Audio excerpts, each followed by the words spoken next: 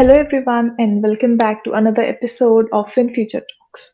Where we will dive into the innovation shaping the future of fintech and global payments. I'm your host, Ritika Thapa, and today we have a very special guest joining us. We are very excited to have with us Raghu Kumar, founder and CEO of Tylt. Raghu, thank you for joining us. And before we begin, could you please just introduce yourself to our audience? So thanks for the interview to you and the entire XBancer team. So I'm Raghu. I founded Tylt. Tylt is basically a stablecoins payments platform for businesses to accept and send payments globally. And prior to Tylt, I founded Upstocks, a stock brokerage in India. Great, great. Thank you for the introduction. Raghu, you were one of the early movers in fintech with Upstock. What inspired your transition from building a real trading platform to launching Tilt? Yeah, so I think Ritika, as an entrepreneur, it's always about solving real world pain points and making lives easier for the end customer. So with Upstocks, it was really about making it accessible, easy, and affordable for Indians to access the stock markets in India, as an investor and a trader. For me personally, I grew up in the United States and Canada. So for me to move to India and spend almost 12 years there, building up Upstocks from scratch was really interesting. I've always been really fascinated with the financial markets, with trading, with investing. And I think from 2015 onwards, I started getting interested in crypto. And now, of course, all I do is I think about crypto all day, every day. So in 2009, I moved to India, spent about 12 years building up the company from scratch. And, as an entrepreneur, it's always exciting to move to a new country. But ultimately, Upstocks was able to achieve its goals. It's one of the largest stock brokerages in India, probably one of the largest in Asia, poised to IPO very soon. And in 2022, I basically wanted a new challenge. I wanted to see if I could tackle a new industry. I was just getting really interested in crypto at that point, and I saw that something interesting was going to happen. Ultimately, cryptocurrencies were created because, the idea was it should be easier for people to send and receive money globally. And so after a few pivots, we landed on a great business idea and we called the company Tylt. And Tylt is basically trying to make it easier for businesses to send and receive payments globally. It is essentially a stablecoins powered global payments platform. And we use stablecoins as a payments rail to enable businesses to send and receive payments globally in a borderless and a frictionless manner. And in that process, what really makes us happy every day is that we are solving real world pain points for our businesses and our consumers, our customers. Right, great, great. Thank you for sharing that. It was such an interesting journey and the perspective. Okay, so let's start with the second question. What problem in the global, payment landscape is still solving that traditional fintechs and banks haven't cracked yet? Yeah, so I don't think it's necessarily a function of fintechs or banks not cracking it yet. There are a lot of companies doing something very exciting in this space. We're not the only ones building, infra for stablecoins and for decentralized payments. But what happens is when you talk about existing banks and the banking infrastructure, they don't have a very strong incentive to create a decentralized payments rail. Ultimately, banks by default control which payments they already are allowing to go through. They're the ones who define the compliance checks which they can impose. Obviously, banks have generally long settlement times, high banking fees, and basically it becomes rather easy to question the role of a bank when we start to think about crypto and stablecoins. They don't have a very strong incentive to really kind of go up against what they've already built, right? Now, many banks are launching their own stablecoins, which is a totally different topic altogether, because in that case, you're talking about money moving within one bank's ecosystem. But when you're talking about creating a decentralized playing field and enabling cross-border payments powered by stablecoins, banks really do not have a very strong incentive to play a large part in that situation because they're kind of going against their own business model. Now, as far as other fintechs are concerned, many fintechs are building very innovative and exciting solutions for this space. We're not the only ones. There are many companies out there building B2B infra for, cross-border payments powered by stablecoins. Usually in that case, what happens is the fintech building an API, which the fintech can kind of latch onto, right? So if I'm a fintech and my customers are businesses looking for cross-border payment solutions, I can rely on these infra players and kind of latch on to their solutions and offer and plug in some of those solutions into my existing tech. What we do, which is a little different, I would say, is we actually seek out merchants who can actually benefit from an integration with Tylt. So I'll give you an example. Let's say you are a car manufacturer and you're looking to accept payments from customers globally and you're looking to accept crypto payments, right? In that case, you could actually integrate with Tylt and you can plug in our crypto payment gateway. And using our crypto payment gateway, you can start accepting crypto payments from your customers and we can off ramp you into your desired currency. So that would be a C2B2B use case, right? And just like that, there are many, many different use cases that come up. And we try not to get so caught up on what other fintechs are doing. Instead, what we're trying to do is kind of carve out our own niche and make sure that any customer that we speak to, we can provide them a very clear value proposition. In addition to the B2B offering, we also have a C2B offering. So we have a solution called CrossRamp, which we've launched in Brazil and in Europe. And we're looking to launch that in basically one country per month over the next 6 months. That's kind of our roadmap as a company. And over there, what we enable the merchant is the ability to accept fiat payments directly from the consumer settled in USDT or USDC or the stable coin of their choice. So in that case, you're allowing them to bypass fiat to fiat payment rails if they're dealing with high rates of chargebacks with credit cards, or if they're dealing with high settlement times. All those problems are solved by integrating with our cross-ramp solution. So to kind of answer that question, we don't really consider banks to be the type of establishment that would want to build actively in this space. Many of them are going to be looking to build their own stable coins for their own ecosystems. Many fintechs are already building solutions for this space. We are so early in this game that it's really about building for the long run. Ultimately, there's only $300 billion in market cap in stable coins, and that number is expected to go to $1 trillion by 2030. So what we're trying to do is establish ourselves, build a loyal customer base, and kind of go from there. Okay, great. That was really insightful. That adds a lot of clarity to the gaps and opportunities in the space. Okay, so let's go with the third question. So why do you believe that stable coins are the next evolution of cross-border payments? So I would again rephrase that a little bit, and I would say that it's not the next evolution; it's already arrived. I talked about the $300 billion in stablecoin market cap.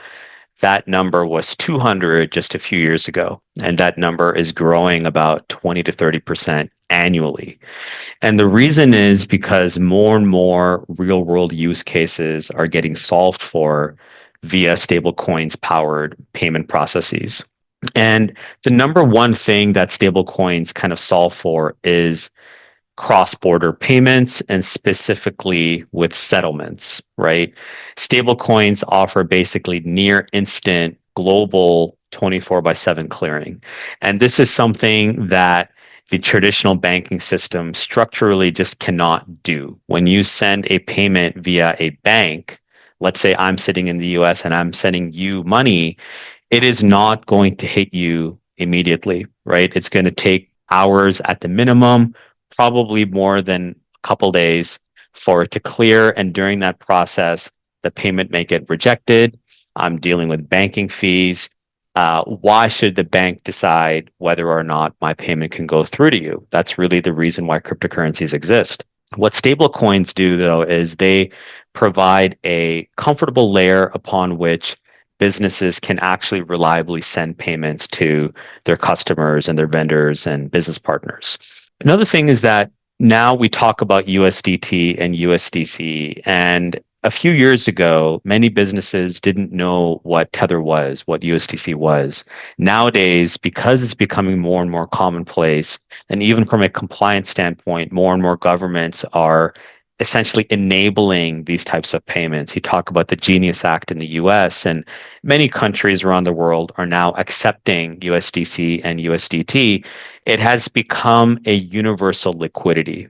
In many markets like Brazil, Nigeria, Turkey, even India, stable coins are already, in many cases, a superior store of value and the preferred cross-border asset.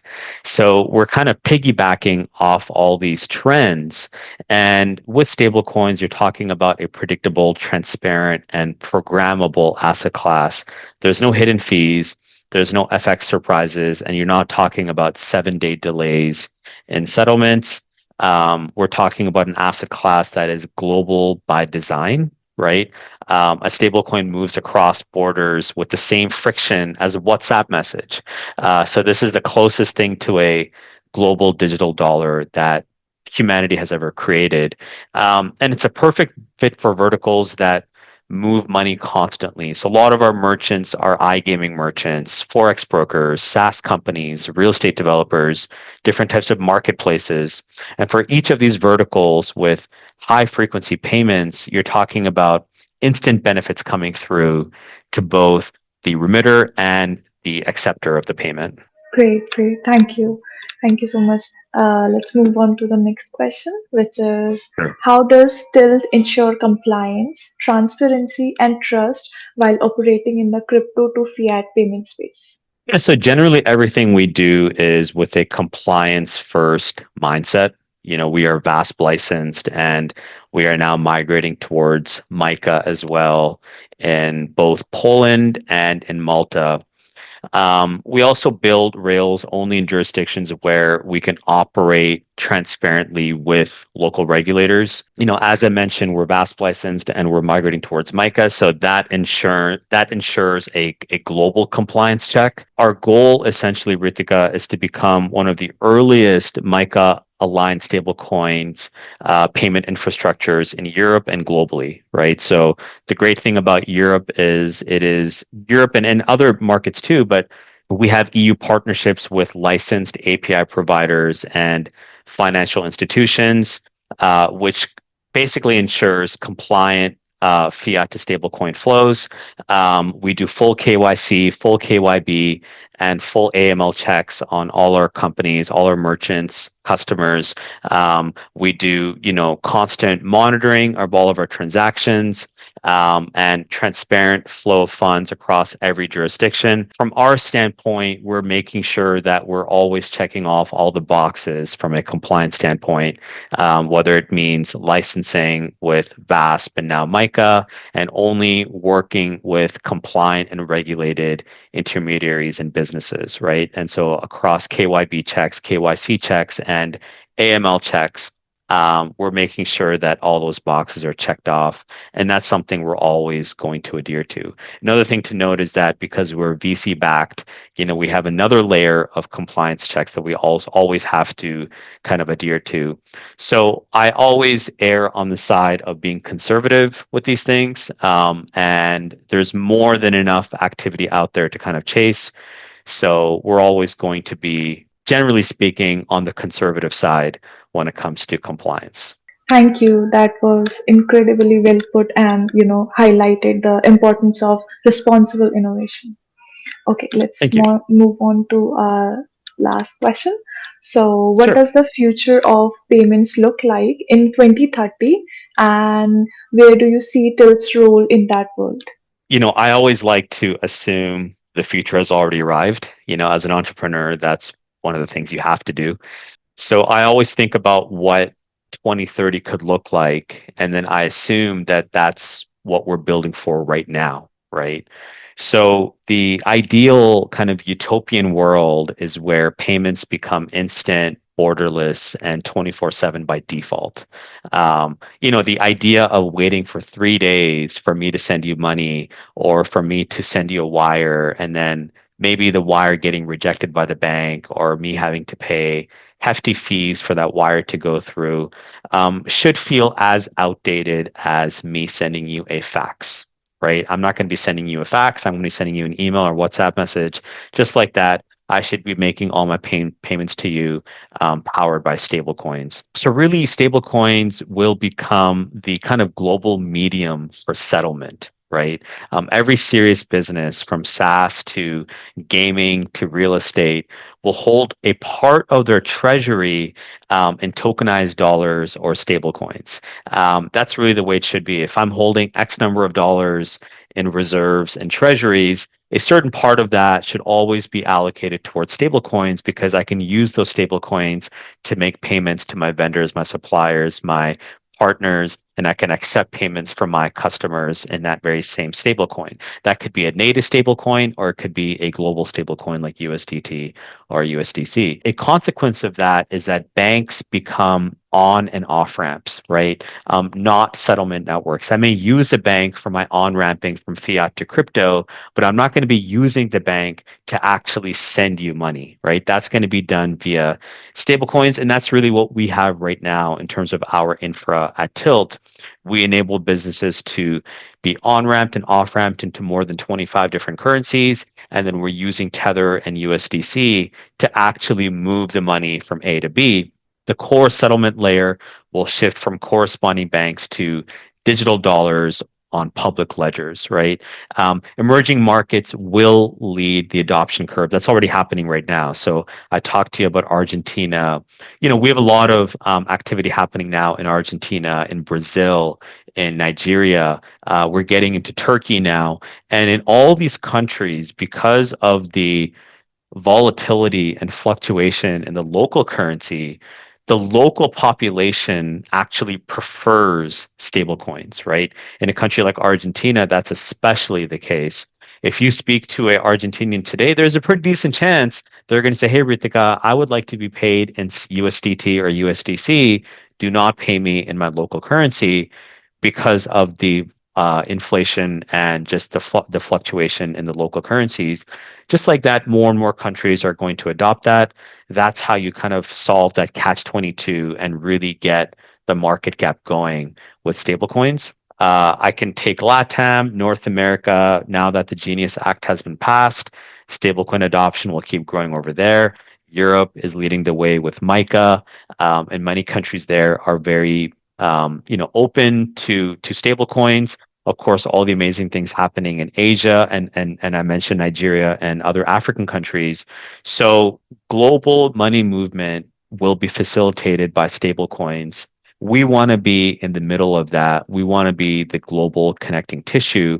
And the fact that we have both a B2B and a C2B payment solution does kind of segregate us and separate us from some of the other stablecoins powered platforms. And we're going to keep leaning into that. Our cross-ramp solution is doing very well right now. Like I mentioned earlier, we're up and running in Brazil, in Europe, we're launching Argentina, Colombia, and a couple other countries in Q1 of 2026. And we just want to keep growing. Great vision, great. That really, showed the strong picture of where the industry is heading. And of course, like you said, that evolution has already arrived. Yep, that's all from my side. But I would also like to tell you that Tilt, I love that name. So, what's Oh, the thank you. story behind it? Is there any story behind it? That's a great question, Ritika. So Mm. there is actually a story behind it. So we actually spent a lot of time thinking about the name because the name matters. And this is a name that we want to stick to, and we wanted to make sure that it's easy for people to remember.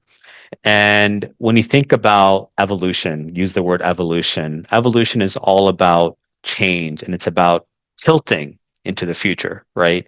So that was definitely a part of it. We wanted to make sure that it resonated a positive sentiment, this idea of an amazing future that I'm kind of going into. There's also the idea of, in poker, sometimes, I'm not sure if you've played poker before, but in poker, you can catch someone being on tilt.